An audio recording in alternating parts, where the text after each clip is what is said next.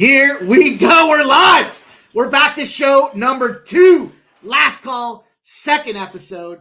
Appreciate everybody showing up today. I'm excited. This is a big card. Yesterday we started this thing off. We had 3 games to break down.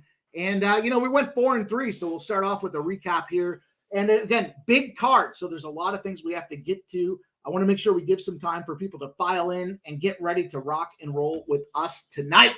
We've got, I think it's 13, maybe 4. It's probably 14 plays because I wouldn't leave it on a 13. Unlike a lot of guys, I am superstitious. I am not about those numbers like 13. So as we roll into show number 2 here, I want to shout out Pub Sports Radio and, of course, our guy, Jeff Slaughter, giving me the opportunity here to carry this Pub Sports Network and show you guys what's up here with the last call. So you are here. You found us. Make sure you like and subscribe to the channel on YouTube.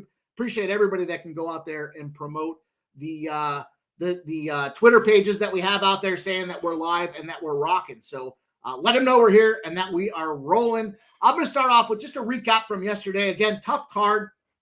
We had 3 games, right? We had a hockey game. We had an NFL game. And then we had, one Major League Baseball game. So just to kind of give it the rundown here, right? I gave out 7 plays yesterday. We went 4-3. We ended up plus 1.15 units. So, we're in the black. It's a big thing here. We try to maybe thread the needle a little too much early on here. We did that teaser, San Fran -1 and the under 50. We took the loss.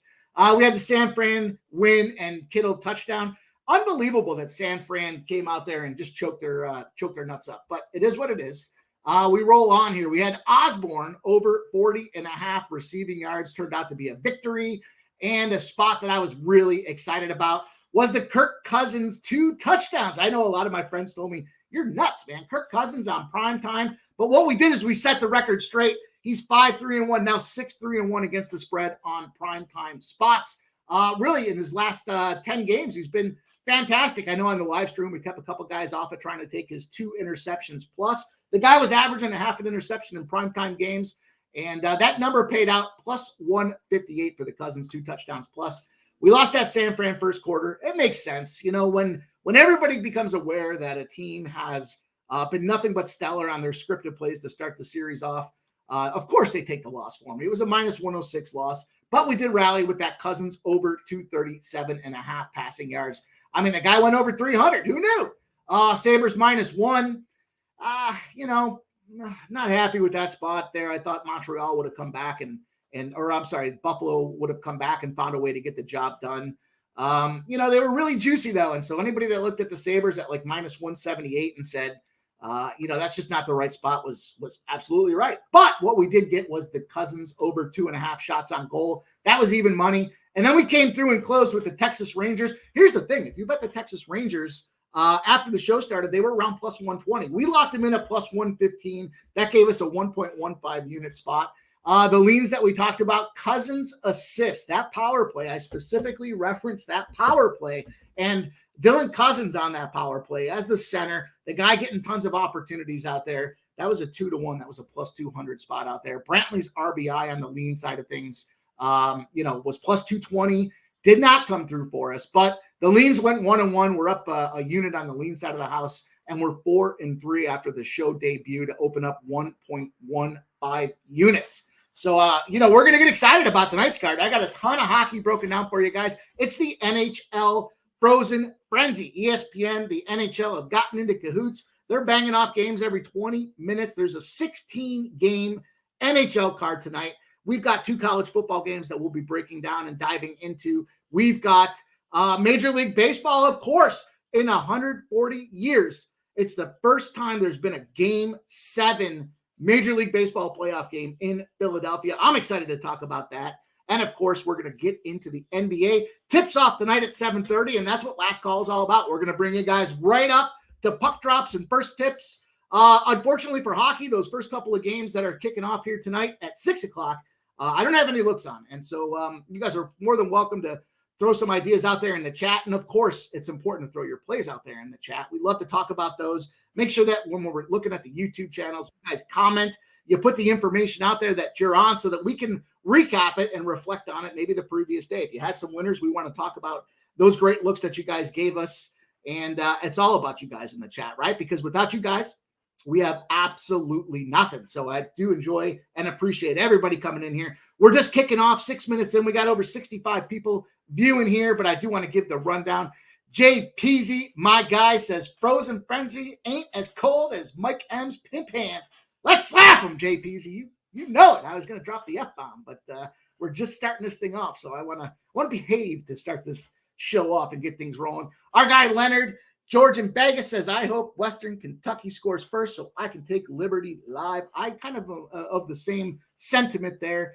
Lauren S, LA Kings question mark. We'll talk about that game as well. I don't have that one specifically broken down, but I'm not mad at the LA Kings spot. It's a little juicy. Maybe the regulations to play. Shout out to our guy Andrew G being out here. Nathan Cerna says Sens minus 155. Like that spot. Troy Torrance, Mike M, what's good, man? Troy, shout out to you and congrats again on the new baby boy, growing that Torrance clan.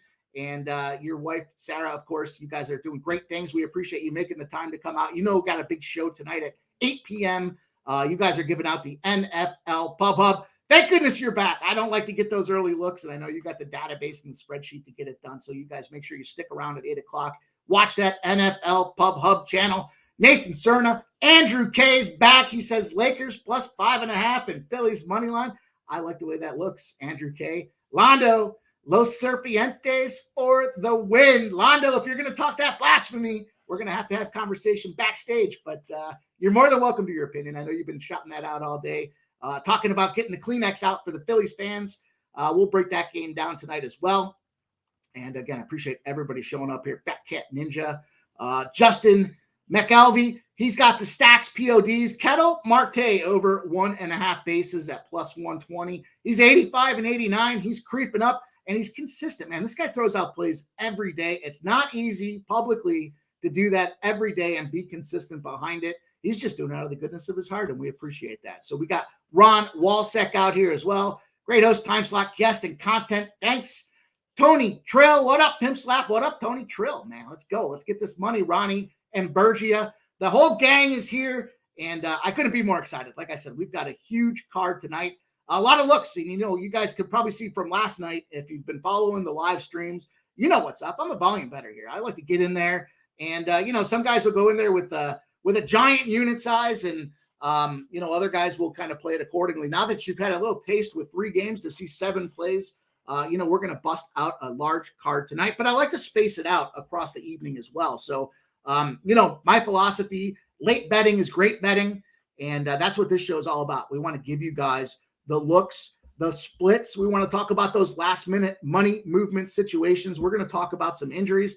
I struggle with the injuries because there's so many different sources and everybody talks about it last minute. And even in the NBA tonight, we're still seeing some last minute trickery with those lineups, but we're going to navigate through it together and try to give you guys that card. And I'm excited because we've got our first guest for the last call. It's a guy that's a wizard in the NBA. He fires off props like it's nobody else's business. And we're not gonna discount his hate on that Henderson prop that I gave out there for the touchdown with those LA Rams on Sunday. We're just gonna move forward and pretend that never happened. So we'll give him that break. But a lot of fun tonight. We're going to have a great card, and I can't wait. So we got to keep a rapid pace. There's a lot of opportunities out there tonight, and I want to jump right in. So we just talked about the record. We're 4-3. We're up 1.15 units after the first show. We're in the black, and we're going to keep rolling. So T, my guy on the 1s and 2s, is going to keep this thing moving for us. He's going to keep me accountable to the time. Again, we got to keep a brisk pace. There's a lot of action to cover tonight. But I want to start with the NHL, and I'm starting with the NHL because of this NHL Frozen Frenzy spot that's going on here tonight. And for me, I love the layout here we've got going on. We've got some things you guys will see, the scrolling bars kind of across the bottom. We're going to try to make sure that we incorporate kind of those cash flow movements, money line movements, but you'll see this right off the hop here with this Colorado spot. The first NHL game I want to focus in on, and I'll take the step back and say, look, I'm not here to break down every single game. You guys are more than welcome to share your plays in the chat. We, of course, appreciate that. But, just the sheer dynamic of trying to get everything in before tip-off, there's not enough time to cover every single game. So I'm trying to give you guys the best looks I have. I want to show you the trends that are out there. We're going to talk about that line movement. We're going to talk about last minute injuries, and we're going to look to connect the dots and try to find ways to get everybody paid. So without further ado, we'll jump into this Colorado New York Islanders game. And boy, this is a great spot here tonight, right? The Colorado Avalanche starting this season off. They're 5-0 to kick this season off here. We've got a great goaltending matchup. When I look at hockey and I cap hockey, the way that I look at this is specifically around treating it almost like baseball with pitchers. You got to look at these goaltenders, identify their strengths and their weaknesses, and try to kind of treat it accordingly. The big difference, of course, is, unless a goaltender is getting blown up, they're going to be out there the entire game. So, barring any, quick goals that get scored or the guy's just not having his night, then certainly that's a factor out here. But as I looked at this Colorado spot here, I'll of course start with the splits with you guys here. The Colorado Avalanche open at minus 150 down to minus 135. Even as I was typing this out earlier today, we had the minus 145 spot out there. 88% of the bets, 64% of the money on the Colorado Avalanche. That discrepancy between bets and money tells me one thing, that there's some bigger bettors that are coming in on that Islander side of things. Yesterday, I talked to you guys about the splits. I question, I should say, when it comes to sharp betting, because of some of the lower volume, who's actually taking those minus spots, right? We know that a lot of the sharp money, a lot of the bigger bettors like to take that shot with the plus money. So although I do see bigger money coming in potentially on the New York Islander side of things, that line opened at plus 125. It's now plus 126. The spot that I want to talk about here specifically, though, is there's a big trend that's been going out there. It's a 140 game deep spread, just about 140 games deep. Cross conference against a weakling team factor here. Big situation where you've got a team that's dominant in the Colorado Avalanche. They're playing a team that's considerably weaker, and we'll talk about some of those analytics. They're 93-43. That's what led me to this Colorado Avalanche spot. We've got Alexander Georgiev out there. He's 5-0 to start this season off for this Colorado Avalanche team, and he's going out there against Ilya Sorokin at 2-0-1. Really interesting spot here. So you kind of look deeper into this game. Sorokin, coming off his worst game of the season, he had a 5-goal letdown there against the New Jersey Devils. It was an overtime spot that they lost. I know a ton of people were on that New York Islanders situation, and the Devils were kind of leading that entire game. The question is, can he bounce back tonight? Look, a 5-0 Colorado Avalanche team, to me, when you break that down, you start looking at some of these numbers where you see that they are 93-43 with that weakling factor. Why weakling? Because the Islanders have the 7th worst NHL offense. 7th worst. They're not putting goals in the net. You start breaking this game down further, you see the totals at 5.5. Tons of cash on the under. Oh, man, it's an interesting spot because I've seen that Colorado, there are a lot of trends were kind of pointing to this Colorado over situation. The thing about the way the Islanders play hockey is they kind of play that old school Devil's trap situation where they do not want to kind of expose themselves. They want to kind of keep puck control and possession. They kind of battle around between the blue lines, and they don't necessarily lead with a ton of shots on goal. So that's kind of contributing to why they're the 7th worst NHL offense. I know we're only 2 weeks into the season, but still the number is the number. You are what your record says you are. And my play for this game, I had to take them Colorado Avalanche at minus 135. Colorado, just a great spot, I think, overall here to catch them on a low number. The one thing that concerns me is Colorado coming out to the East Coast. They kind of struggle when they're in this East Coast situation. I just think they're just more dominant today than those New York Islanders. A couple other spots that I had, and I'll give you guys some leans as well. So, I'm going to give you the plays that I locked down. We'll talk about those as we move forward throughout the card. But I also want to give you guys some looks and some leans that I had as well. So there's an over spot for the Colorado Avalanche that was a 19-4 position for me. That kind of led me to that 5.5. The thing that scares me about 5.5 is you got teams that score 7 goals. They're getting 6.5s and 7s, and the NHL's coming in and pegging this number at 5.5. It's a little suspect to me, especially as I look at this Colorado team and I think, what have they done recently? Well, they just beat Carolina at home 6-4, but they played the Blackhawks. They won 4-0. Seattle Kraken, they won 4-1. San Jose Sharks, they won 2-1. And then they had that Kings game where they won 5-2. So there's only 2 overs in that whole situation. Every single one of those games was pegged at 6.5. They're 2 and 3 to the over on those 6.5s. But Certainly a spot that I wouldn't be overly scared about is that over. The other spot that I was looking at here was that Colorado team total over. Every single one of their games, with the exception of one, has gone over the 3.5 mark, and that 3.5 spot is minus 102. So as I kind of looked at that thing, I thought, yeah, I've got those leans out there, the team total and the full game totals over, but I had to lock down this Colorado minus 135 spot for me. Just felt like that was the kind of the money position to go. If you guys look at the layout on the screen, he's done a great job kind of breaking down for us. On that right-hand side, you're going to see the card that we're going to go over tonight as well. So, yeah, we're just kicking this thing off, but we're talking Colorado and the New York Islanders. I had to jump in there again. The Colorado Avalanche. Give me that minus 135. We're going to roll on to this next game. It's going to be that Vancouver-Nashville spot. And here we go. Goaltending matchup. We got Thatcher Demko. You say Saros was the last position that I saw. He was expected to start. I just want to kind of pull this up really quick and make sure that he is in fact the starter. So as I navigate through and we talk about this game, I just want to make sure, because last minute, like even an hour ago, we still didn't see if Saros was starting. And it does look like, let's see here, Vancouver. It's still unconfirmed.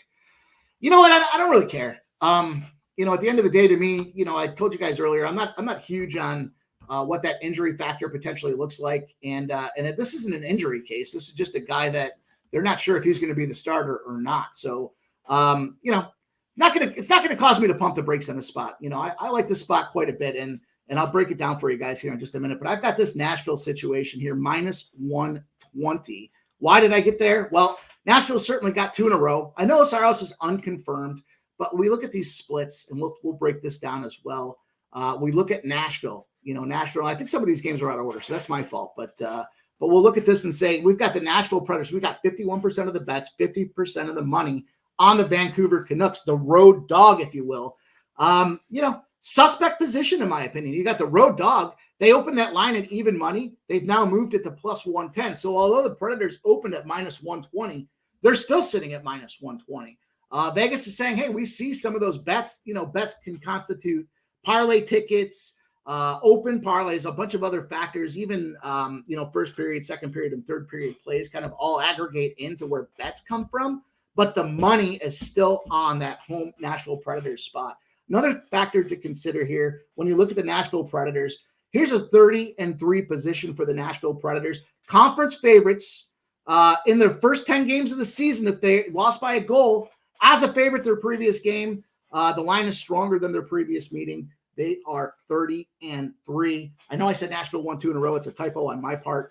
But we look at this game here. We see Nashville minus 120. Nashville, the goals and the average in that 30-3 position are 4.3 to 2.6. The margin of victory in that position supports a play on that puck line. But I felt like, in a puck, I'm not against spending a little bit of juice to try to capitalize on these numbers. And, at minus 1.5, you've got almost a plus 200. Those are kind of those jump off points to me where I say, you know what? The books are showing that they're really concerned that, Nashville wins the game, but they really aren't concerned that Nashville covers that puck line. Now, can they come back with a margin of victory at 1.73 goals a game on that total record at 1.5 cover that job? Sure. But if that number was higher than 2, I would jump in on it. At 1.73, I'm going to take that minus 120 to me. Just felt like the spot that I wanted to get my cash on here. It's a fair number for a team that's been, racking up some opportunities and getting things done. So, yeah, I like that Demko spot. He's 1-2, and Saros is 3-3. But what that tells me is Saros is the guy that they're running with. He's the horse, and Demko's kind of in that position that, may or may not get the job done. So I think we went the wrong direction there, though, T. We got to we already covered that Avs-Islanders game.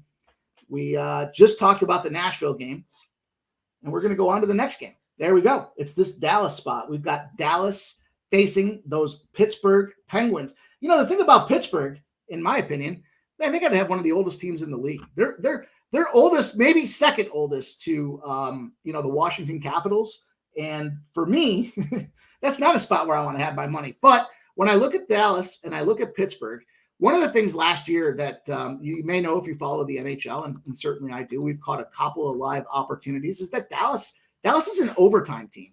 Dallas doesn't have necessarily the strength and the offense to go out there and get the job done.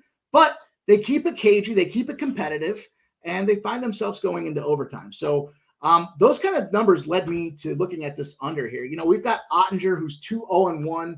I'm going to call Alex Needle because good luck pronouncing his last name, but Alex Needle is 1-0 as well. And as I started breaking this game down here, I looked at Ottinger. Clearly Ottinger got the day off this past game, but he's been playing pretty stellar hockey. I want to talk about these splits before I jump into the player details too much here, but we've got 57% of the bets on this under 6.5. It opened at 6.5. We've got 97% of the cash.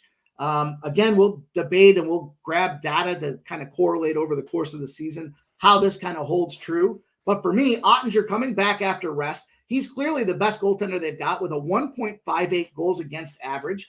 He's averaging 94.3% in the save market. He's been nothing but performing here. And as you look at this last game for Alex on the other side of the equation, he had 36 saves last game, and he saved 34 of them. He's got a 94.4% save percentage this season, although he's only played one game. So I kind of peeled the covers back a little bit to take a deeper look, and I saw here's a guy that's 90.7% over his career with a 2.95 goals against average. Furthermore, as I look at the Dallas spot, I see Dallas, they're 21st in scoring in the NHL. They're averaging 2.75 goals a game. Pittsburgh's a low-scoring team, less than 2.3 goals a game. And I said it earlier, they're just old. They've got Malkin. They've got Crosby. Those are kind of their guys out there. And not kind of, they are their guys. And, they get a lot of ice time. They log a ton of minutes, but if you look at the situation with Pittsburgh coming off a St. Louis game, they lost that game 4-2. They lost to Detroit 6-3. We'll talk about Detroit in a minute, but Detroit's a high-scoring offensive team. They played Calgary. Calgary's certainly been a team that's been able to perform, and they got some goals in there as well. But when we had old versus old with the Washington Capitals and the Pittsburgh Penguins, we had a 4-0 game. They played that Chicago Blackhawks team to kick the season off at a 4-2 game as well. A lot of unders in that situation. And then on the Dallas side of things, they had a 5-4 game against Philadelphia. Philadelphia, you'll see that I'm rocking. It's the only Philly gear that I have in the house at the moment. So I had to show my support for Red October and those Philadelphia Flyers tonight. But, a 5-4 game against Philly. Before that, they beat Anaheim 3-2. They lost to Vegas 3-2. They beat St. Louis 2-1. And they lost to Minnesota 4-0. So you got 4 unders. And then you got that over with a 5.5, a low peg number. Something to be concerned with is anytime you see the NHL pegs a game specifically at 5.5, they kind of have something that they have their tricks up their sleeve. They've got spots they're looking for. And what I like about that coming off that over is I feel like it's that buy or I should say sell high kind of buy low situation. A team that just came off an over. Now we're getting 6.5 and we're getting it at minus 115. I had to jump on that under. Also, I saw some big sharp money buying there. You saw that percentage with the 97% on that under. Had to jump in. Give me that Dallas Stars Pittsburgh Penguins game under 6.5. Woo! We're rolling. I'm excited. We got a ton of games to cover. We're just cracking the code here. We're just breaking it down. We're already 24 minutes in, but we've covered 3 games. We've got a bunch more in the hockey circuit. So we will keep it rolling. Again, make sure you guys put your plays out there in the chat. I see, is that one of Benny? Likes the home team underdog in this spot. Islanders plus 1.5. I think he's talking about that Avs game. Kelly V, of course, appreciate Kelly V showing up, says Malkin, Gunzel, point or anytime goal. Malkin's healthy. He's been fire. I like the Gunzel spot there, Kelly, but, again, I don't want to get into the player prop games when we've got so many games on the card. And I'm looking at that game being an under. So I thought that for me, there was other spots out there. Mike W says, what's that 6-leg tone? I know he's got the Phillies in his card there. He's got the Bryce Harper spot as well.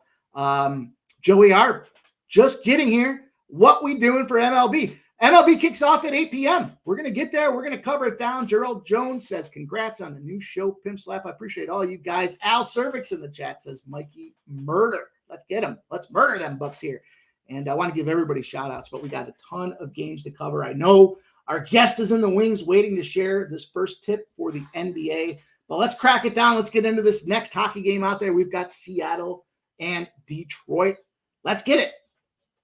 And I'm looking at this game here. We've got Joey Decord at 1-0-1 against Ville Husso for Detroit at 3-1. The totals in this game are 6.5. It's even money to take the over. The under is -120. As I looked at this game here, we look at the splits. I saw that there were some numbers coming in there showing, again, I don't want to sound like a broken record. I don't want to repeat myself, but are the Sharps going to take, juice, or are they going to take it, plus money spots? And I think that's what we're going to see here. We saw 79% of the bets, 61% of the cash on the Detroit Red Wings. -120 spot for me. Felt like that was a great spot. Here's a couple numbers as we kind of look further in this thing. There's a couple of teams, just like in the NFL, when they're in the NHL, that play the next game, there's certain ramifications behind it. And in this case here, the Detroit Red Wings coming off a game against Calgary. It's their second home game in a row going back to 2021. It's an 8-1 spot that favors the Detroit Red Wings tonight. I'm not sure other than the fact that just Calgary kind of gets your, iron sharpens iron, right? We've got two teams that, get ready to go. Calgary's certainly been doing their part this season to be competitive, and Detroit's been firing it up. So you got two teams that are fired up. Then they come off that next game. You're already running at a high rate. They're showing here in the trend that it's 8-1. The only loss in that trend was the Vegas-Dallas situation, 2 games in a back-to-back spot coming off of that Calgary situation in February last year. That was a playoff matchup. So you got a Vegas-Dallas game where that one loss came into play. But again, we saw that those were 2 playoff teams that battled hard throughout. So I'm going to discount that loss. It almost looks like an 8-0 trend to me. Also, Detroit, best offense in the game. They're averaging 5 goals a game. I mean, you can't win games if you can't score. And speaking of not scoring, guess who's 3rd worst in the league? Their offense is averaging 1.83 goals a game. That's the Seattle Kraken. I mean, to me, that's just that's a recipe for a mismatch here. And I don't understand why the line's so low. Am I falling into a trap?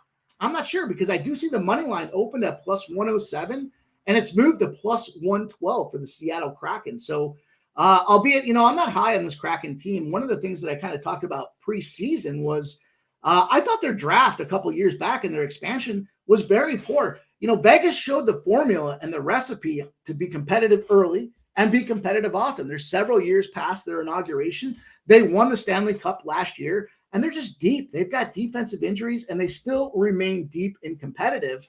And then I looked at that Kraken side of things, and I don't know if they were just drafting for the future, but you need to win now. It's a sprint and a marathon, so you also need to be able to have some components in the back pocket to win down the road. And I just didn't feel like that was the case. So again, maybe this is a lot like that Colorado Avalanche spot where I'm just getting the better team at a reasonable number at -120. I'm not going to mess around with regulation and try to make that maybe a +105. There's just not enough risk versus reward in that volatile number where if it does go to overtime, Seattle does battle hard. They're competitive. If it does end up being a low scoring game, I just want to see Detroit win this game outright. I don't care so much about what the spot looks like or the numbers or anything else. Another spot that I would lean to in this game is Dylan Larkin. That's a guy that on offense has been explosive. His shots on goal prop has hit, I believe, in 3 of his last 4 games. Moreover, he's scoring goals. He's on the power play line. It's a guy that I would strongly consider. You can look at the Dylan Larkin anytime goal situation right now. Anytime goal for Dylan Larkin is, let me pull it up. I had to set myself a timer to make sure that we keep this thing rolling here. Dylan Larkin, anytime goals available at +200 on FanDuel. Certainly not a spot that I would hesitate from anybody considering, simply just because of his ability to produce offense.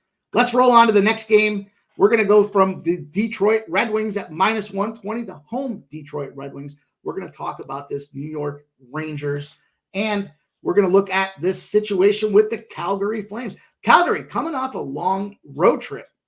There's back at home, Calgary at home after a road game. If they've had one day of rest in there and the total is 6, which is where we're at today, they're 13-4 to the over. 13-4 to the over. They're going over by 1.25 goals. And that trend goes all the way back to 2020. So we have 3 years of data where they're coming back after a road game. They get that day's rest. They get their house in order. They get their bills paid. They go restock the cupboards with the groceries and everything else that goes along with it. And then they come back and they're ready to play hockey. From that perspective, not a team that I can get that upset about. Furthermore, when you look at, Calgary coming off of some losses, they're going to be a motivated team. The Rangers on the other side of things, they win one, they lose one, they win one, they lose one. And I look at this goaltending matchup. We've got Igor Shesterkin and Jacob Markstrom. Neither one of these two guys are setting the world on fire. Igor Shesterkin's 2-2. Jacob Markstrom's 1-2-1. Some other numbers as I broke this spot down and I started kind of diving in. When I looked at this Calgary team, I looked at the live betting opportunities. So the numbers pegged at 6. I love that over. I locked it in. It's a -105 that I was able to lock in. As I do some line shopping right now, let me pull this up here as I'm talking with you guys aloud. And when I see this Ranger spot, right now I see the 6 is still -105. We have 52% of the bet, 67% of the cash on the under, but I had to go with that over. Just that strength of position with that day's rest factor for Calgary at home in a situation where they need to get their asses in gear. They need to find wins, and the Rangers are vulnerable. They're certainly a team that can score goals, but, is this a 4-2 type of game and the push is in play? That could very well be the case. I talked about the live betting in this spot, as much as I talked about that trend, specifically 13-4 to the over. What I've seen here is the first period tends to be a lower scoring period. What happens over the course of the haul here is the second period, they are averaging 2.8 goals a game. And the third period, they're averaging 2 goals a game. All in, that total is coming up to 7.8 total goals a game. Just a great spot, I think, to potentially look for that live spot. So, if you're a first period better, I'll get into some first periods. Not when we have a big card. I want to watch the whole game. I want to enjoy myself. I want to enjoy the games themselves. But as we move forward, those are certain things that I look for. So, when it comes to the overall opportunity to live bet, even if it's 1-0 or 0-0 in the first period, we might catch a 5.5, maybe even a 5 in some cases. And I would love to take advantage of that. But just make sure if you do live bet that you get in there before a power play takes opportunity, because in that second period, we're seeing a lot of special teams and we're seeing almost 3 goals in that second period over that stretch. So something to be cognizant of. Make sure you pay attention. There's a lot of bets out there tonight. There's a lot of live plays out there tonight as well, but just keep your eyes kind of focused in on that Rangers Calgary Flame spot. Again, I got the over 6. I locked it in, and I'm going to give you guys one last look here in hockey. It's a lean for me tonight at best, right? So we're going to talk about this Philly Vegas game. I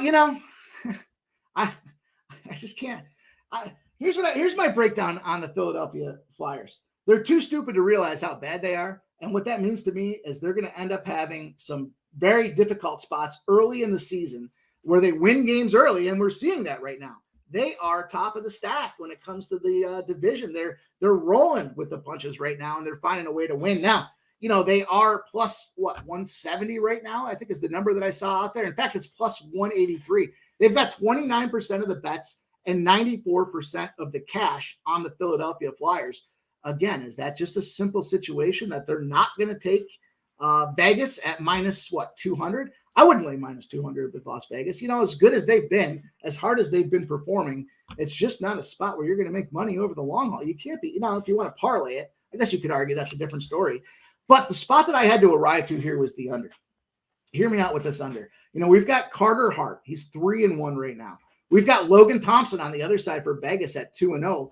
Vegas has got some extensive defensive injuries out there. And kind of when I look at game script and I start thinking about these numbers, when I see defenders that are out, multiple defenders, teams aren't pinching on the blue line. I know this is one of the things our guy Jimmy the Bag has shared with us before as well, is kind of those looks when you see multiple guys out, they're not apt to be aggressive. They're apt to be, restrictive. They're going to kind of give up that blue line a little bit easier because they don't want to get an odd man rush the other way and give up a bad goal on a bad break with a backup defender. So, the 6.5 total for me right now, this game opened at 6. It's down. There are 6.5 out there at minus 130, 75% of the cash, 89% of the bets on that under. For me on this spot here, I had to look at this and say, okay, Vegas over the last 3 seasons in October, Vegas has been kicking ass. They're 17-2. They are winning with that margin of 1.74. That kind of had me thinking about Vegas -1, but it's Red October. I talk about this hot city situation here. The Eagles are kicking butt. The Flyers are doing their part to start this NHL season off. And now we've got Red October with the Phillies tonight. Not a spot that I want to go laying a run. The other thing about this game is it starts super late. So what happens is that Phillies game that starts at 8 p.m. gets done, and then this game's going to puck drop. So a lot of eyes in Philadelphia, a lot of Philadelphia excitement around that thing. And I don't know that Philly's going to let this game up. But Vegas in their Octobers over the last 3 seasons are 5-13 to the under, and it's going under by about a goal a game. The average total that they're seeing is about 6.15 in those October games. And your option here, it's a lean for me. We'll track the leans. I'll give you guys the updates as we continue to roll along. But I would lean to the under 6 at -102.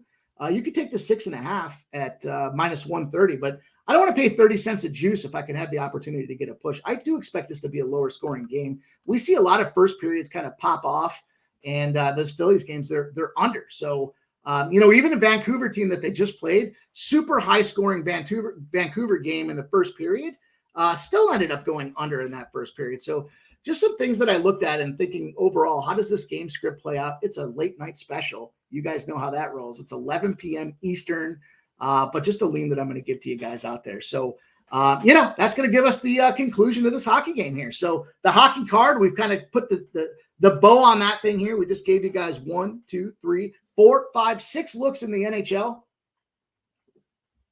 and a ton of card to go. So, again, if you guys have thoughts and looks on this hockey card, make sure you throw them in the chat. And while we're talking about that chat, make sure that you guys like this video. It's super important. We kicked off. We had 500 views last night. It was incredible for really the first show.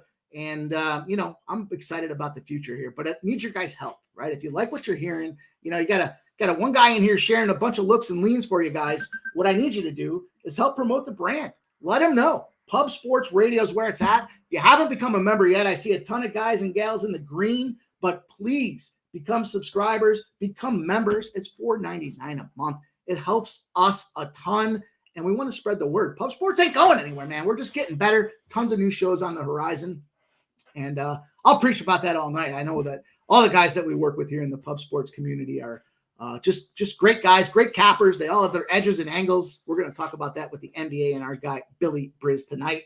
But let's change gears. Let's move on to this next game.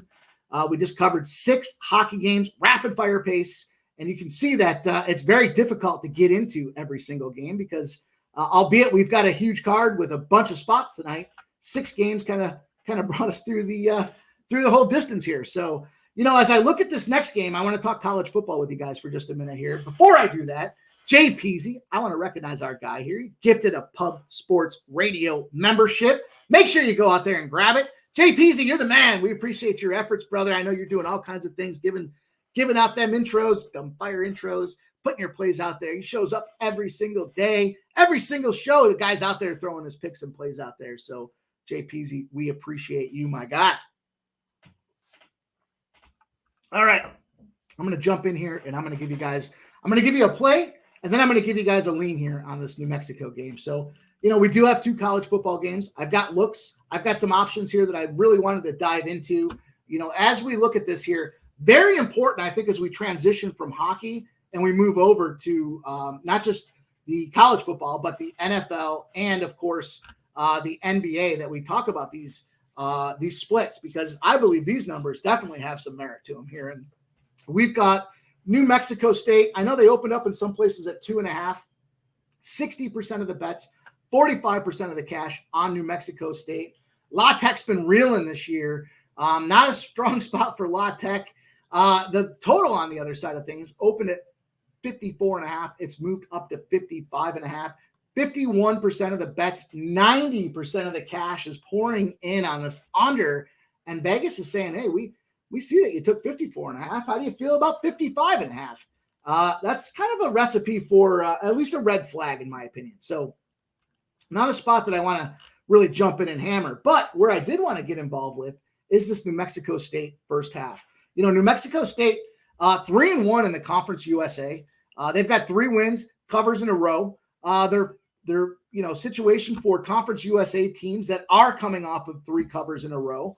There's an under look there. That's 5-24 to the under. The margin on that under look when a team has won 3 in a row, covered 3 in a row, is almost 11 points.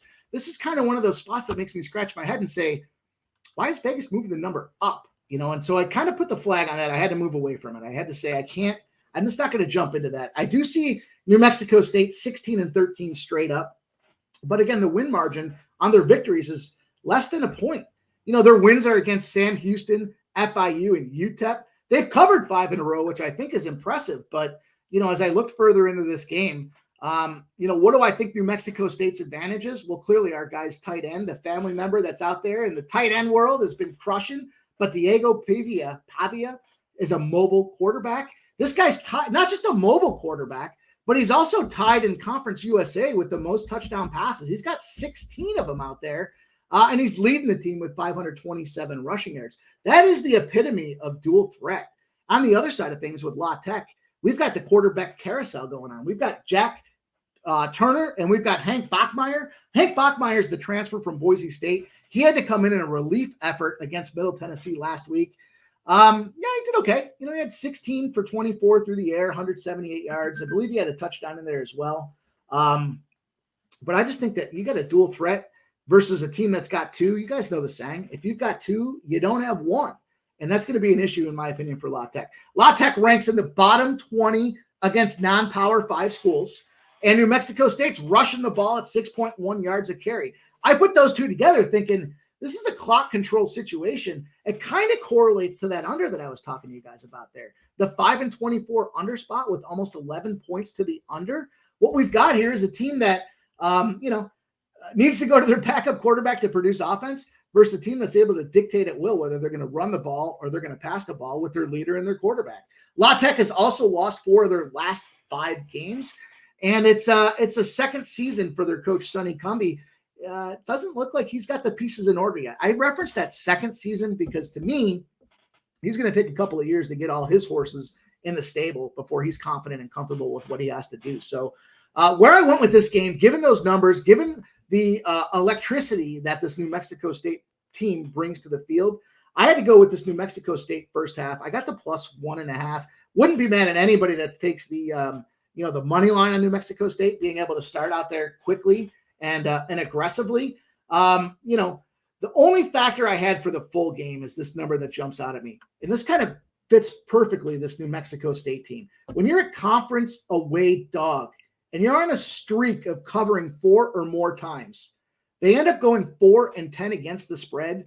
And again, the under, 2-10 to the under at 12 points to the under. So we've got about 17 to 20 minutes before this game tips off and kicks off. But that's something I would strongly look at as saying, hey, do I want to play that under? I'm not so excited about that New Mexico State +3. And then I'm seeing all the action pouring in on the under and the number moving up kind of stayed me off that under.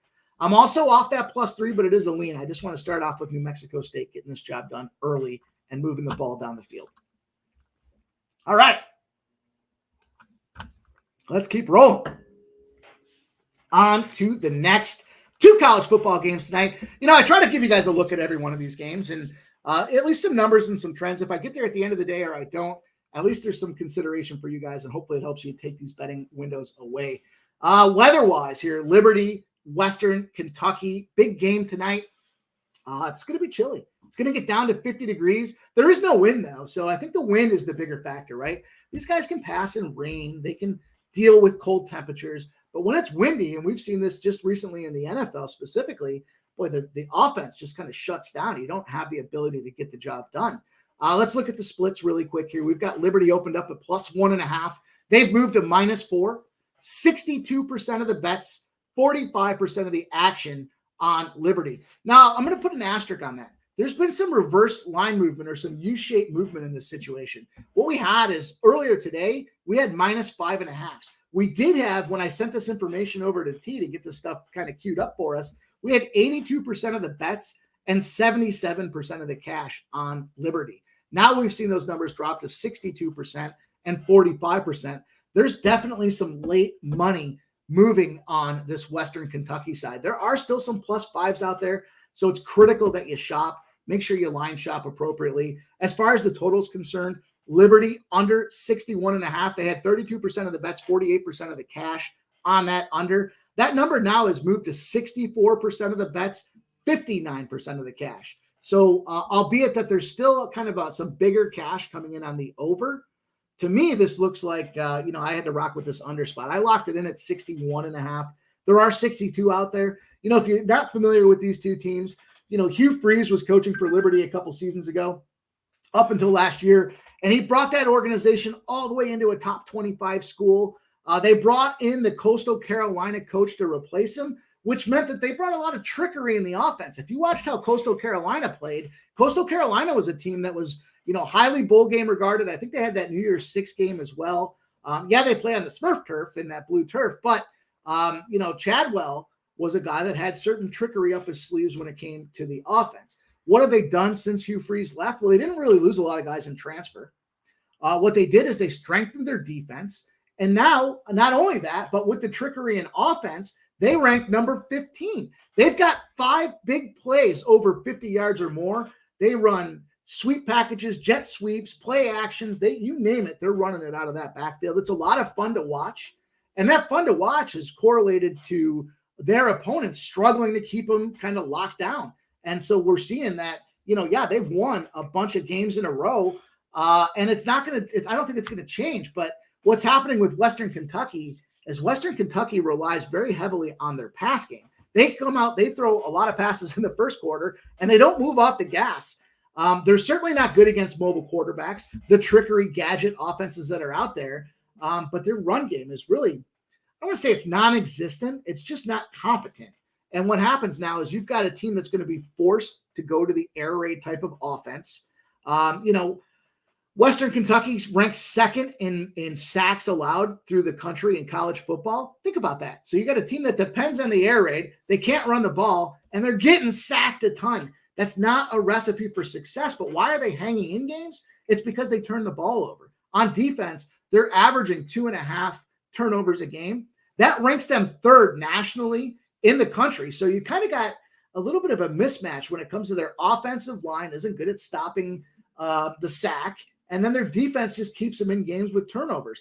I think that's going to be a change here with this game, specifically when you look at the Liberty ability to move that ball and get creative with their offense. I don't think Western Kentucky is going to have a lot of luck in this game whatsoever. Also, another fact that I looked at here, I like this stat. This one's been riding with me for quite a while here. When you've got a team that rushes for over 300 yards a game and their opponent gets less than 225 a game, the under over the course of college football in the last 2 seasons has gone 51 and 113. That is a ton of data. That is a ton of information to reference towards this under. And that's what led me to playing this under 61.5. There are some 62s out there now. So again, make sure you guys line shop. Woo! We're getting through it. We're rolling. I got one more spot for you guys here, and then we're going to bring our guy on to talk about NBA. The NBA starts at 7:30. So it was very critical that, we kind of closed the show off. I know a lot of you guys are excited about kind of jumping in and talking NBA, but I would be remiss not to jump in and get involved in this Phillies-Arizona game. Did you know Arizona, Philadelphia, Game 7 in Philadelphia? It's the first time in 140 years Philadelphia has hosted a Game 7 in the Major League Baseball postseason. I had to flag this because I still don't. Here's what you don't do when it comes to Philadelphia. You don't talk shit about Philadelphia sports fans. You just don't do it. You don't talk shit about Philadelphia in general, and yet they found a way to do it. I'm going to pull it up here as I talk about this game. But this is a specific number for Brandon Pfaadt. Brandon Pfaadt comes out, and what does he say about Philadelphia? I'm going to tell you here in just a second. But I had to jump in, and I had to go and take an opportunity here for this first 5 because it is Ranger Suarez that's on the mound. And Ranger Suarez is let me jump into these numbers here. I get excited. I'm excited. I got things moving all over the place here. We're Game 7. Ranger Suarez as a pitcher, 5-1 in the playoffs. Surprisingly enough, his one loss on the road against the Arizona Diamondbacks. But he's 1-5 to the under. His totals, they're averaging 8.1. There's 8.5s out there. But when I looked and I isolated the situation to Pfaadt versus Suarez, I had to jump in on this first 5 under. I'm going to be fair. I'm not just going to be a fan or a homer here and talk to you guys about why I think Philly's going to win. But, when you look at the Ranger Suarez starts, and those unders. Philadelphia is averaging 4.17 runs a game in his 6 starts. The opponents are averaging 1.83. That loss, again, was just recently a loss that came against Arizona. They lost 2-1. So it still felt like an under spot there. It was still a significant under opportunity. And the last spot I wanted to share, I laughed because I don't know why. Why would you poke the bear? And I don't get it. But here's what Brandon Fott says about Philadelphia. Philadelphia isn't anything special. Cheesesteaks are overrated. The Liberty Bell is lame. And Rocky isn't even a good movie. Why are you poking the bear, you dummy? Just a bad spot to be. That being said, Major League Baseball teams in the playoffs that lost Game 6 and they only scored 1 run, they are 1-3 straight up. Major League Baseball teams that won Game 6 and are on the road are 6-1, I believe is the number. It got cut off on me there. But, my spot and my look for this game was Philadelphia first 5 under 4.5 at -120 was the number I locked in. Other leans that I dropped on this game, Philadelphia under 8.5. I got that lean at -110. And I like the no-run first inning. I think this is a situation where these teams are going to battle early, pitching duels early. Hard not to see Bryce Harper, Philly's favorite son, coming into the stadium. He's wearing the City Connect jersey with the 76ers. He's fired up. He's looking sharp. He's got that fly jersey on. What do I like there? Some other leans as well. Bryce Harper, RBI at +160. I saw his home run out there at +330. Boy, oh boy. I think it's going to be a lot of fun. That's going to be a great game to watch. It's going to be a battle. I do think it's low scoring, and I do think there's going to be, our guy, Philly's favorite son, banging that ball out of the yard. But I try to give you guys at least the looks to support the other side of things if that's going to be the direction you're considering. The last thing I realized I failed to mention was the splits. Last game, we saw the splits where all the money was coming in on Philadelphia, and the number wasn't moving. Now, we did see some last-minute movement here. -155 open. It's now -155. It was up to -164 when I sent this information over to our guy T. So there has been some late movement. 69% of the bets, 82% of the cash on the Phillies. They just brought that number down. So there is that U-shaped movement. And I guess you could debate it, but it seems like anytime you have that U-shape, it's kind of that last number is, what I feel is the sharp bettors coming out there trying to make those moves. So something to be considered or concerned with, but I did take that Phillies first 5 under 4.5. You can get the 4. I'm not mad at anybody that wants to get the 4 and try to keep the juice down, but for an official play on the show, I'm going under 4.5. All right. We're down to the nitty gritty. It's the start of the NBA, the association. I don't see our guy back there. I want to bring him on. So once he gets back there, we will bring him on. We've got 35 minutes to tip. There he is. Without further ado, it's our first guest in the last call. I'm excited to share the screen with this guy, my brother. Let's go, Billy Briss. What's up, my guy? How are you? The NBA season has arrived. Time to get money with my boy Mike. Back at it. I'm excited. It's the last call, but it is the first call because we're just tipping it off for NBA season. Man, I'll tell you what, you and I connected, and I was so excited to get you on here because, I know you're a prop wizard, dude. You find money in all kinds of avenues, especially when it comes to the NBA and trying to find them spots to get paid. And last year was really one of the first years I jumped in and started playing a lot of the props in the NBA. So I got a couple looks tonight that we'll jump into. I'll set the table. We'll hear what you have to say, and I'll share some of the thoughts that I have along the way. Sound good? Yep, sounds good to me. I'm excited to hear your thoughts and opinions, man. It's a good card. You know what? I was talking to a friend of mine earlier today about it too. He was like, you know what? These 4 teams are like they're teams that are pegged to be right there in the grand scheme of things. So a lot of fun. And then I think the most interesting one is they always talk about the injury news reports, and it's been a lot of fuckery. I'm interested to see what you have to say about this ring ceremony here for Lakers and Nuggets. So, I'll start right off with it, right? If you want to talk about that here, I'll jump right in and say that, as a hockey guy growing up, and whenever we played teams that had, championship spots, and there was one simple adage, and Billy, I think you can appreciate this. You're a combat sports guy. You get into the nitty gritty as well. You know what the simple adage is? Let's fuck their day up. And I'll say that colorfully because I believe that these guys definitely feel that way about it. If you want to look at the stats, when you look at the NBA as a whole, NBA championships, the first game as a home favorite when they're lifting the banner, they're 9-10 against the spread. Now they're 17-2 straight up, but it's not a considerable. I mean, 9-10 against the spread isn't where I'd want to have my money. I think this is one of those situations all year where you're going to be able to take advantage of the Lakers, in my opinion, as a dog. And now we're starting to see public money coming in on them. But as far as the splits are concerned right now, we've got the Lakers that opened at +5. It went up to 5.5 and it's dropped back to 5. There are some 4.5s that are starting to creep in. 56% of the bets and 74% of the cash on the Lakers right now. The total, 43% of the cash.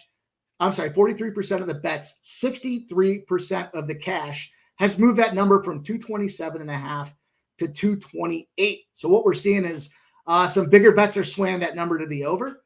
We're also seeing that, bigger bets are coming in, but that Nuggets line is starting to drop. And, one last thought I'll have on there, and then I'll turn it over to you, is, as you look at this thing, the Lakers, as a dog, when the total falls greater than 223 points, if they were a favorite the last time they played. So this is the playoffs last year. They were a favorite the last time they had played them. 9-0-1 as a dog in this situation. The totals have gone, on average, 122 points to 115 points in that 10-game sample.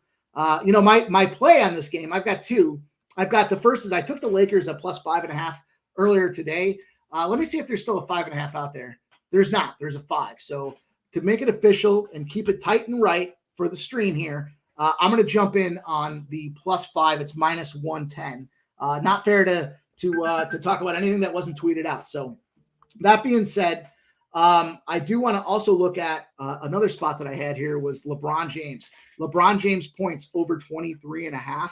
When he's off a loss in the dog roll, which they are tonight, right? They lost their last game of the season, and now he's in the dog roll versus a team that he lost to previously.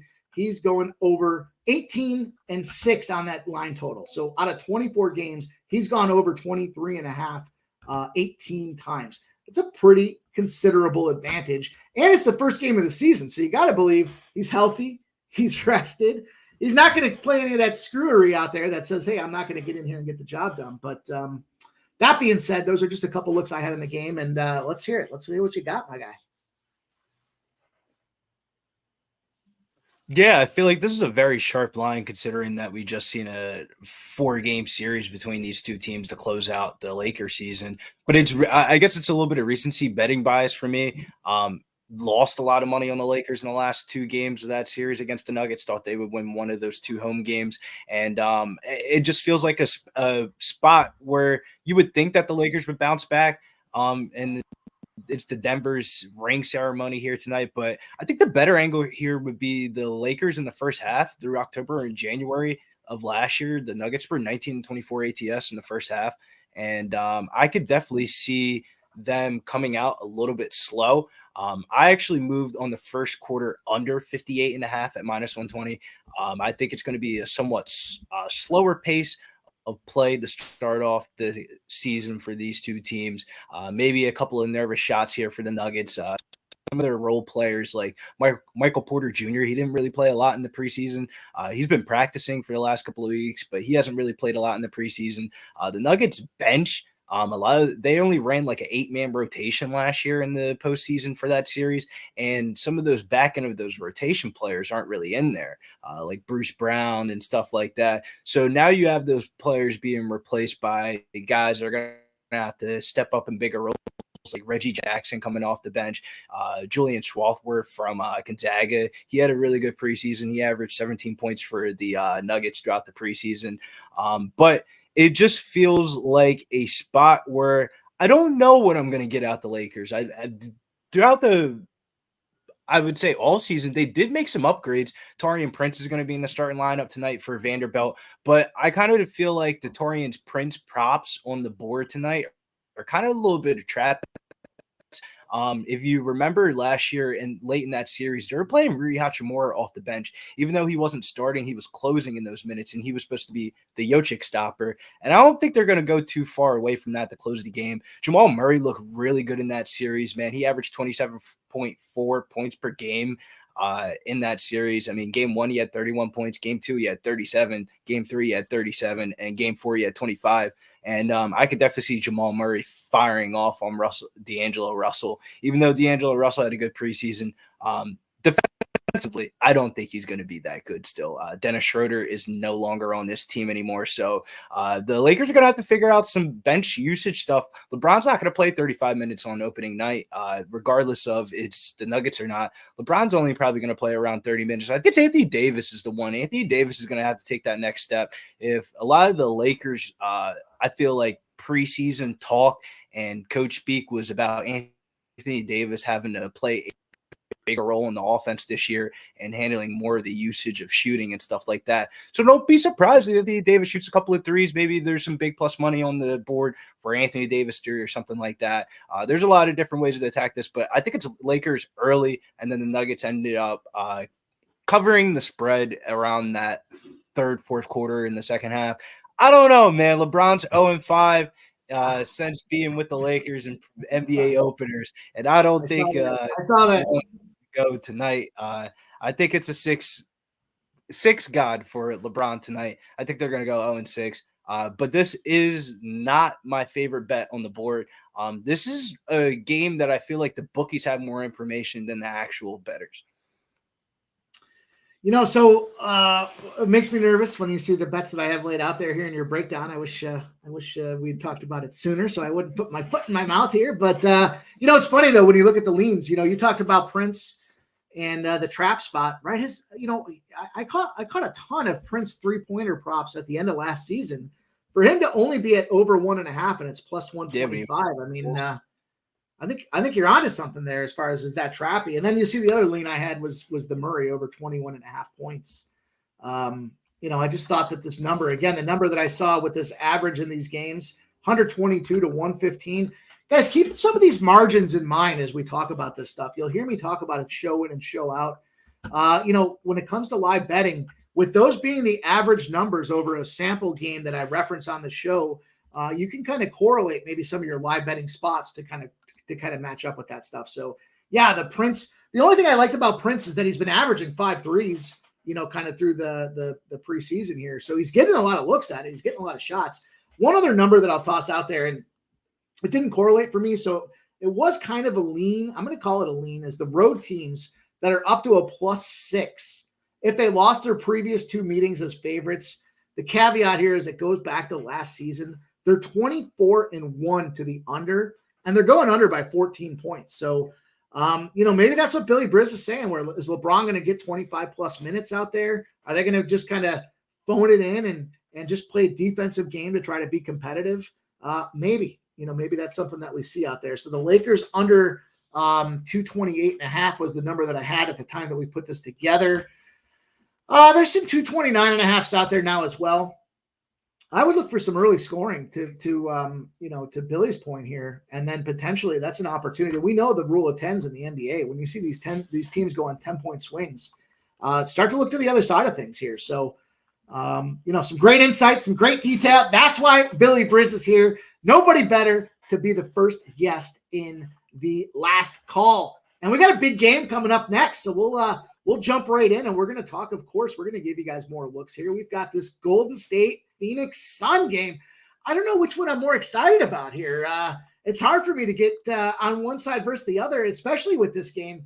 I'll talk really quick about the splits. I'll set the table for Billy, and then we'll let him go to town and probably tell me about why my bets stink on this game. But I'm not the NBA guy, and I'm trying to learn. That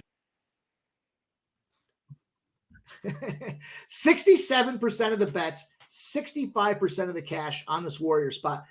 I get so frustrated, and I see it again with this game too. The trickery, right? The lineup trickery. This game opened at -1.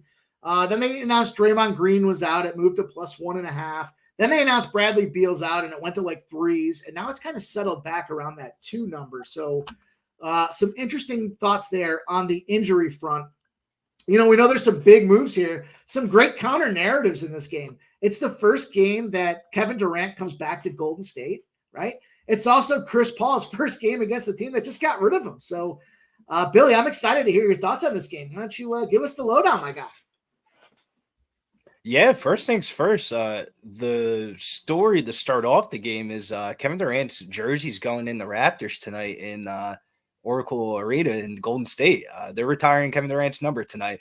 The Suns are going to be deploying a new roster that they assembled over the all season, but and they really did have the Warriors number, winning 4 of the last 5 meetings straight up. Both teams are kind of having secondary injuries, with Draymond Green being out for the Golden State Warriors and Bradley Beal being out for the Suns. But I think the Bradley Beal one seems a little bit more impactful than Draymond Green being out for the Warriors. I mean, we saw last year Kevin Looney in the postseason breakout game, Game 3 versus Sacramento, when Draymond Green was suspended. That's when Looney had that big breakout game. He grabbed 20 rebounds in 31 minutes, posting a plus 21 plus minus, and the Warriors won by 17 points. And zooming out, Looney played 7 games without Green in the lineup that he started in, and he averaged 12.7 rebounds. Beal being out for the Suns, that's going to be a struggle for this potential of this new offense, man. The biggest talk around the Suns going into this game is who's going to be the primary facilitator in the offense, and Bradley Beal would probably be your first option. Now we're going to see more usage for Booker at the point guard position, and granted, Booker's stats might go up, but the Suns weren't winning games when he was playing the point guard position. That's why they got Chris Paul. But I think overall, when it comes to the Suns secondary players like Grayson Allen, Eric Gordon, those guys are going to have to really step up, and you're going to see the ball in Eric Gordon's hands a lot more. We kind of saw a little bit of a flash of a preview of that in the World Cup thing that they had over the summer when he played for the Bahamas. He had the ball primarily in his hand for the whole entire team, and he was scoring a lot of points. So I think it's basically going to be Booker and Eric Gordon as 2 point guards. Kind of going to see Bradley Beal kind of get in there, but I don't know how long he's going to be out for. I'm shocked that he's out for this opening game, but Yusuf Nurkic is going to be the big addition. A huge upgrade from DeAndre Ayton. Just the way he fits with Kevin Durant seems a little bit more beneficial than the way DeAndre Ayton was playing, and that doesn't even account for the chemistry side of things. But I think Andrew Wiggins is a guy that's going a little bit underrated. When you see this game, you see the names and studs like Stephen Curry, Klay Thompson, Draymond Green being out and stuff like that. Guys like Andrew Wiggins. I have Andrew Wiggins projected as the most minutes for the Golden State Warriors tonight. No Draymond in the lineup means the likes of Wiggins, Kuminga, and Sark are going to be playing more of this forward role. I mean, we saw Jonathan Kuminga throughout the preseason. He averaged the most points in the NBA throughout the preseason, so he's going to be the 6th man in the contention for most improved player this year in the odds of that one. In this game specifically, though, I do like Andrew Wiggins' 3-point prop over 1.5 at -142. He's coming off a career high 39.6 3-point percentage last year. And during the preseason, we saw a good volume from Andrew Wiggins. He was averaging 4 attempts per game. He's going to have to play a big role tonight. He's going to have to guard Kevin Durant and the other wings like Booker and stuff like that. So a lot of minutes for Andrew Wiggins tonight. And we didn't talk about referee stats in the last one, but I got some referee stats for this one. Yeah, we got Josh as the referee for this one. Home favorites went 14 and 12 ATS between 0 and 4.5 points, and over unders of 230 plus went 14 and 16. So kind of leaning towards the Warriors in the under for correlated plays. One of the other props that I like was Yusuf Nurkic over 2.5 assists. When he played for the Blazers last year, passing the ball to absolutely nobody, he averaged 2.9 assists per game. We saw kind of how Jock Landale played in that role. Yusuf Nurkic is a way better version of Jock Landale. You saw in the preseason in the starts that he made 5, 2, 3 assists in the 3 preseason games that he played with Booker and Durant and Beal all playing. So I think Yusuf Nurkic's going to have the ball in his hand. But I think the Warriors are going to be a little bit sneaky. We got Jonathan Kuminga's point prop on FanDuel at 10.5. Like I said, man, dude averaged the most points throughout the preseason. While I don't think that's going to translate fully over, no Draymond Green being in the lineup tonight, you're going to see a lot of small ball lineups. Chris Paul's role for this team is going to be the primary ball handler off the bench probably starting in this game, but he's the point guard with bench players. So you're going to see a smaller lineup of Dario Saric and Jonathan Kuminga really getting a lot of the shots and usage on that second team with Chris Paul out there. So I think that the Warriors, though, all together, and if you look at their record last year, it was night and day by home and away. And this is still just one of the best teams back at home. Historically, not too much has changed. If anything, they got better. I'd rather have Chris Paul than fucking Jordan Poole, regardless of Chris Paul's. Nothing against Jordan Poole. He just wasn't the best fit for this team, especially after getting punched in the face in the preseason practice by Draymond Green last year, and that lingered for the early parts of the season.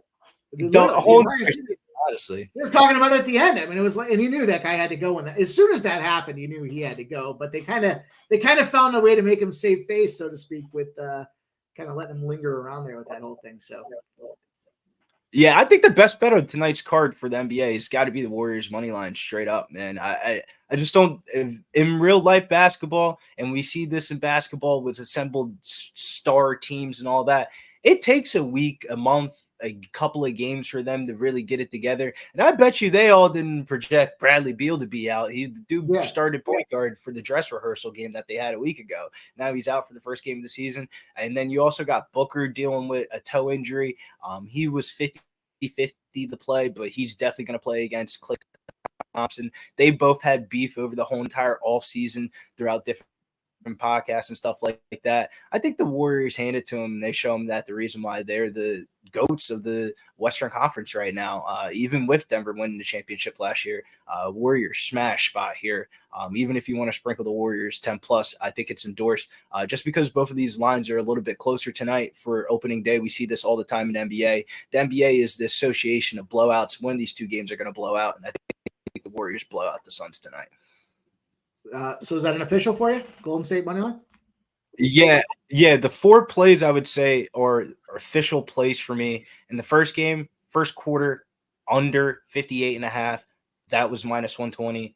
Andrew Wiggins over 1.5 3-pointers, minus 145.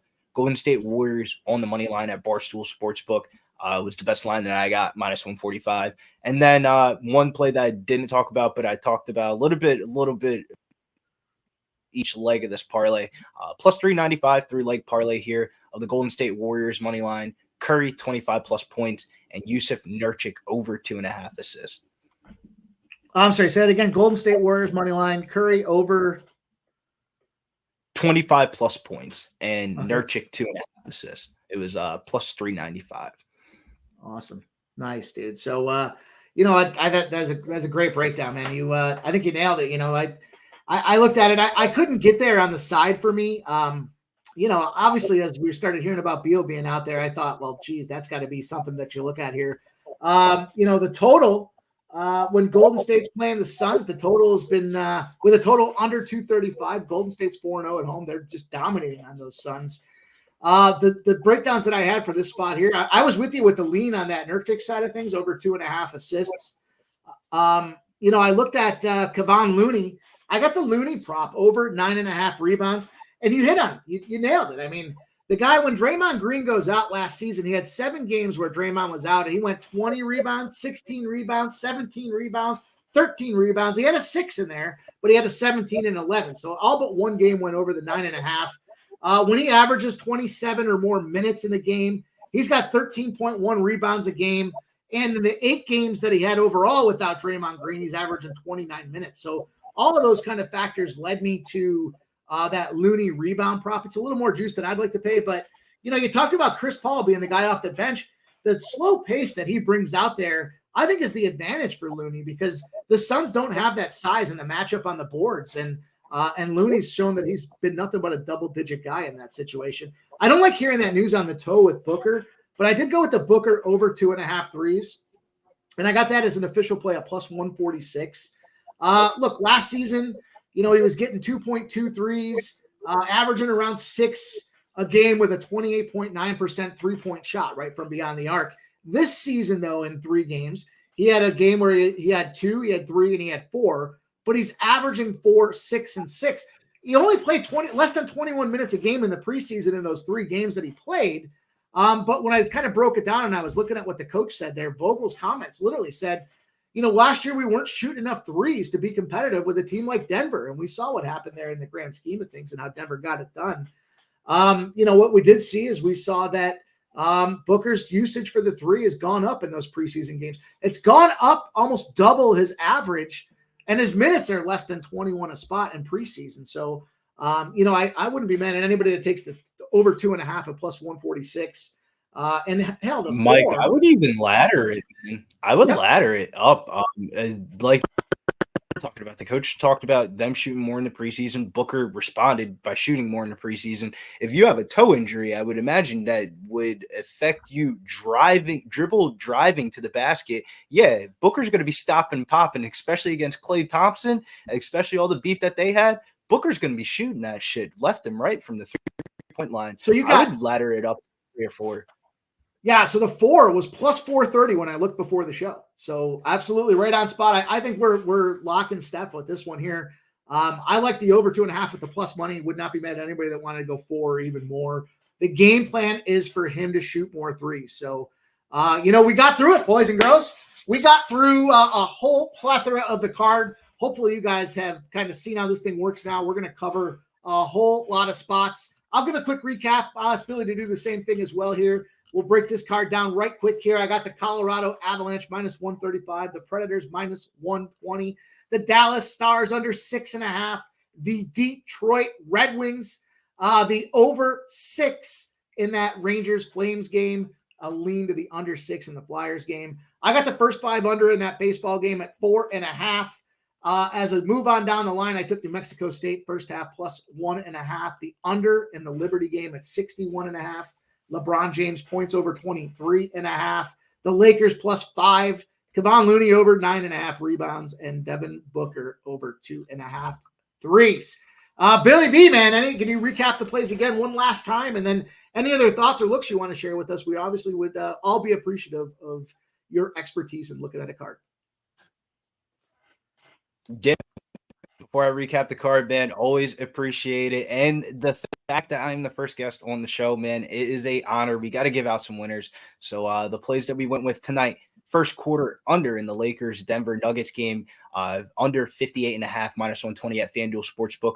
Over 1.5 3-pointers for Andrew Wiggins, minus 145 at Barstool Sportsbook. Barstool has the best number out. FanDuel's around that minus 160 line. So if you want to get a little bit of a better odds, Barstool Sportsbook, or as they say, ESPN Bet nowadays, would be the best line for that one. 145 on the Lakers on the money line. And then we had to get some plus monies out there for the people. And I'd like to see Nurkic's name being on the top of the screen, because not a lot of people know about that Nurkic love. Over 2.5 assists for Nurkic. Curry, 25 plus points. Curry is also the taco play for the NBA Prize Picks tonight. So if you're over there on Prize Picks, make sure you use promo code Hub Sports Radio. Curry over 0.5 point over there on Prize Picks. You match it up with any other play that you see on the board tonight, and you get some cash in your pocket, man. Show some love to us over here at Hub Sports Radio. And to close out that 3-leg parlay, had the Golden State Warriors on the money line. That 3-leg parlay, Warriors, Curry, 25 plus points, Nurkic over 2.5 assists, plus 395 at FanDuel. I think I'm gonna be tailing all over that. I like the sounds of it. I love the plus money spot. And I appreciate you coming on, my guy. The first guy, I said, this guy makes it. He's prepared. He's ready to roll. He gives you guys looks. He's giving you spots with plus money. He thinks about all the opportunities there to get everybody paid. So, Billy B, I appreciate you coming on, man. Anytime I can do anything to get involved with you, I love to be a part of it. So, we'll shout out the chat right quick, and we'll get up out of here. Leonard, Porsche, got to get the kiddos. Good show, Mike, later. Dallas J. Peasy says he likes the Warriors minus 140. Al Cervic, Jay Peasy, 20 Sabres, he says. John Carras, Lastman, got to go with the Warriors. More gel, too many new parts for the Suns. Manny, 47, Loud. Ovechkin has 9 shots on goal, no score. I thought today was the day. Nasty Nate, hit the like or you'll get testicular torsion. That doesn't sound fun. That does not sound fun. So please, make sure you guys hit that like button. We do not want anybody to get into that situation. I'm not even sure. Is it penicillin that cures that? Is it? It sounds like surgery. I'm not sure. True Teller says, thanks. Leonard says, well, yeah, Mike played the first 5 under in that 4.5 with the Phillies game. Picks from Dave. Get ready for Billy and his boy love from Michael Porter Jr. The lipstick marks out there as well. Kelly V says, good info and KD. Listen, man, I appreciate everybody showing up for our second show. We got a big card line out there for you guys tonight. We brought in Billy B. It's exciting. The NBA is here. We got 2 games. He gave you 4 looks. And if you guys haven't hit that like and retweet yet, please do so. Get that content out there. Make sure you respond in the YouTube video. Let us know what you're on as well. We'll shout out and recognize the guys that put the plays and gals that put the plays out there. The next day, we'll recap our plays and we'll shout out the big winners. Appreciate everybody dropping in. Remember, subscribe to Pub Sports Radio. If you're not a member already, I see a bunch of you guys with the black lettering out there. Please do so. $4.99 a month helps us a ton. It's marginal with what we're going to put together for you guys, especially month by month, week by week, day by day. We're trying to give you guys looks to cook the books. I appreciate everybody dropping in tonight. Shout out to my guy T, producing back there on the 1s and 2s. That's how you do it. That's a full card tonight. Let's get that cash, baby. Let's go, Pub Sports Radio.